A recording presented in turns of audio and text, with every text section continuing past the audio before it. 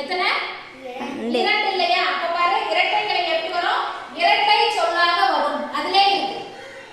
இரட்டை கிளவி எப்படி வரும்? இரட்டை சொல்லாக வரும். தனித்தனியே பிரித்தால் பொருள் தராது. இரட்டைனா 2 வார்த்தைகள் 2 சொற்கள் சேர்ந்து ஒண்ணா தான் வரும். அந்த 2 சொற்களை நம்ம தனித்தனியே பிரிச்சிட்டோம் அப்படின்னா அது என்ன கொடுக்காது?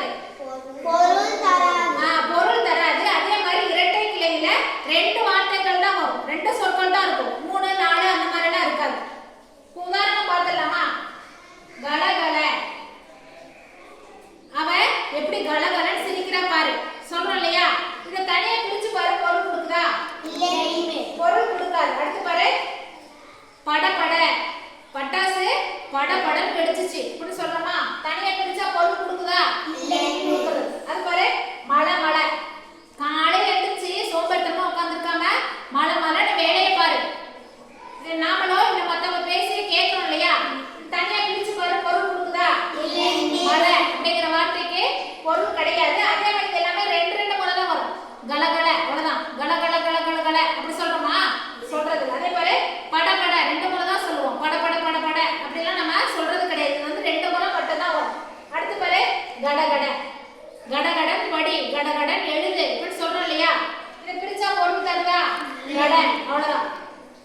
அடுத்து பாரு, அந்த பாத்திரம் பாரு எப்படி பல பலன் மின்னுது. நகை எப்படி பல பலன் மின்னுது பாரு. ட்ரெஸ் எப்படி பல பலன் மின்னுது பாருன்னு சொல்றோமா? இது பார்த்தீங்கன்னா தனியா பிரிச்சா என்ன கொடுக்காது? பொருள் தராது. இதுல இருக்கு. இதுல கிளவி இருக்கு இல்லையா? இந்த கிளவினா என்ன அர்த்தம் அப்படின்னா சொல் அப்படின்னு அர்த்தம். அப்போ இரட்டை கிளவி அப்படின்னா இரட்டை சொல். இரட்டை சொல்லாதான் வரும். தனித்தனியே பிரிச்சா பொருள் கொடுக்காது.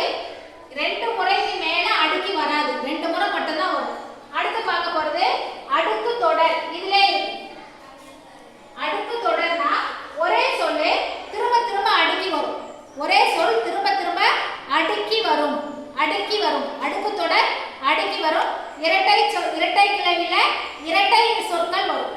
இது பார்த்தீங்கன்னா தனித்தனியே பிரித்தாலும் பொருள் தரும். 2க்கு மேல சொற்கள் இருக்கு இல்லையா? அதை நம்ம தனித்தனியே பிரிச்சாலும் அது நம்மளுக்கு என்ன கொடுக்கும்? பொருள் கொடுக்கும். 2 அல்லது 2க்கு மேலேயும் அடுக்கி வரும்.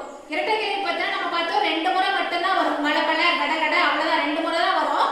ஆனா அடுக்கு தொடர்ல 2 முறைக்கு மேல நம்ம எத்தனை முறைனாலும் அடுக்கி சொல்லுவோம். இப்ப பாருங்க, உதாரணம், வா வா வா வா சொல்றோமா? வீட்டுக்கு வந்துட்டாங்கன்னா நமக்கு பிடிச்சவங்க யாராவது வந்துட்டாங்கன்னா எத்தனை முறைனாலும் வாவான்னு சந்தோஷமா கூப்பிடுறோம் இல்லையா? வா வா வா இப்பதான் வந்தியா அப்படின்னு சொல்லிட்டு கேட்கறோம் இல்லையா?